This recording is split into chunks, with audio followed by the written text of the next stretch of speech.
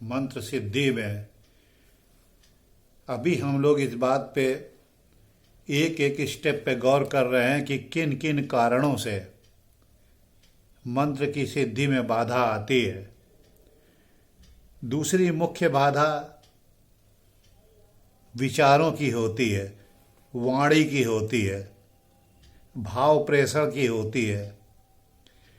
हम लोग जो कुछ भी बोलते हैं, एक तो उस तरीके से स्पष्ट बोलते हैं, दूसरा भावों से बोलते हैं। तो भावों की भाषा तो नेत्रों से और चेहरे की मुखाकृति से होती है।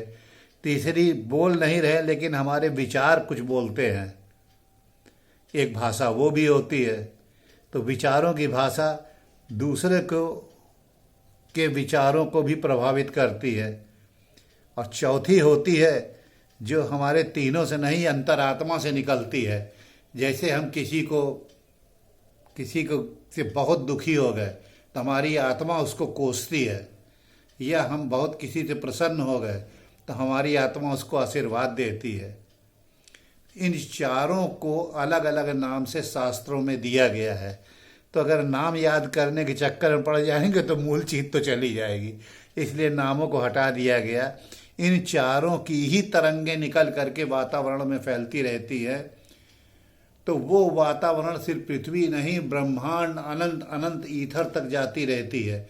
और आपके पहले भी इस प्रकार से जितने लोगों के विचार होंगे, जो उन्होंने सोचा होगा किसी भी विषय पर, वो अनंत आकाश में ईथर में टहलते रहते हैं और उनकी लहरें बनती रहती हैं। और इस समय वर्तमान में भी जो लोग सोच रहे हैं, उनकी भी ऐसी विचारधारा वातावरण में टहलती रहती है।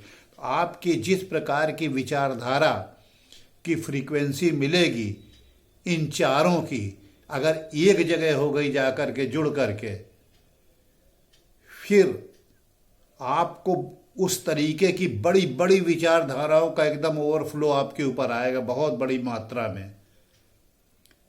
और वो आप समझ लीजिए कि बहुत बड़े कनेक्शन से आप जुड़ गए, और वो आपको हर किस्म के विचार देंगे।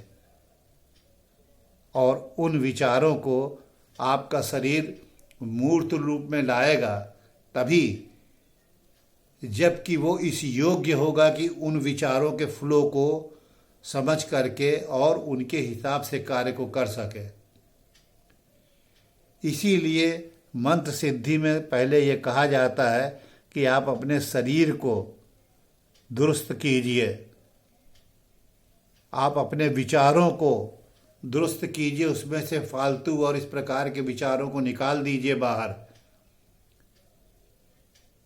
क्योंकि अगर वो विचार आपके रहे तो उनकी वही हालत होगी कि जैसे कि आपके जब मंत्र की सिद्धि से बड़े बड़े विचारों का आपका पास फ्लो आया, तो यहाँ पर वही विचार पनप जाएंगे जो अंदर दिमाग के हैं, और उनके करोड़ों करोड़ों वेरिएशन पनप जाएंगे। और क्या पता आपको वो किस रास्ते पे ले जाए उठा करके। तो ठीक वैसे ही है जैसे कि आप अपनी ट्यूनिंग मिलाते हैं किसी इलेक्ट्रॉनिक यंत्र की, जैसे टेलीविज़न की। तो एक चैनल आप पिक्चर का देखना चाहते हैं तो वो 101 तो दिखा देता है कि ये भी देख लो, वो भी देख लो, वो भी देख लो। तो वैसे ही विचारों का भी रहता है कि जैसे विचार आपके आएंगे और जब आप सिद्धि के नज़दीक पहुंचेंगे तो उसके न जाने कितने वेरिएशन आपके दिमाग में आने लगेंगे। और अगर आप किसी से भ्रमित हो गए तो उसी की तरफ आप चल पड़ेंगे। वो रास्ता चाहे आपको ले जाके गड्ढे में ही गिरा दे, क्योंकि फिर आपको कोई रोकने वाला नहीं बचेगा, क्योंकि आपकी चारों वृत्तियां एक तरफ एक अलाइनमेंट में होंगी। मुझे आज भी वो घटना याद आती है। अमेरिकन एयरफोर्स में लास्ट ट्रेनिंग दी जाती है कि जो एक आगे जहाज लेके चल रहा है, वो जो जो एक्शन करे बस पीछे वाले को वही करना और वही बोलना है। इत्तेफाक से ट्रेनर के पायलट का लीवर जो था, ऊपर से डाइव मारते समय वो जमीन में 90 डिग्री जा रहा था, तो उसने ये वॉइस दी कि मेरा लीवर नीचे 90 डिग्री में फिक्स हो गया है। तो सब ने कहा मेरा भी लीवर 90 डिग्री में फिक्स हो गया।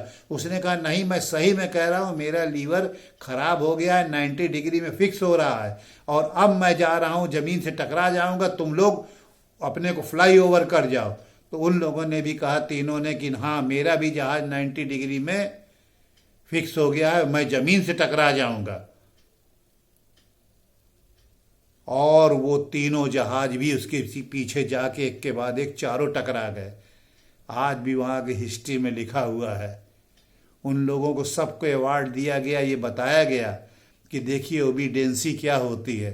तो जब आपकी मनोवृत्ति की सभी शाखाएं एक तरफ मिल जाएंगी तो आपका इतना ओबीडियंट हो जाएगा मन की जहाँ भी जो सोचेगा बस उसी पे सब चीज़ें वृत्तियाँ चली जाएंगी, शरीर नगण्य हो जाएगा, और फिर झेलना तो शरीर को ही पड़ेगा, क्योंकि उसने जो विचार पनपाए हैं फल तो उसी के मिलेंगे। जो पेड़ आपने लगाया है, आम का लगाया है या बबूल का, खाने को तो वही मिलेगा। पानी का दोष नहीं, मौसम का दोष नहीं, लगाने वाले का दोष है। तो वो विचार जो मन में आप पनपाना चाहते हैं, सिर्फ उन्हीं विचारों को रखिए, बाकी को एक एक करके दहन कर दीजिए। दहन करने के दो ही तरीके हैं, या तो उनको भोग लीजिए या उनका त्याग कर दीजिए। ये आपकी परिस्थिति के ऊपर निर्भर करता है कि आप कैसे इन दोनों को करेंगे। अन्यथा बहुत बड़े बड़े पूरा जीवन लगाने के बाद भी अंत में ये कहते पाए गए हैं तो मैंने तो व्यर्थ में ही इसमें समय नष्ट किया। आजमा के देखिए।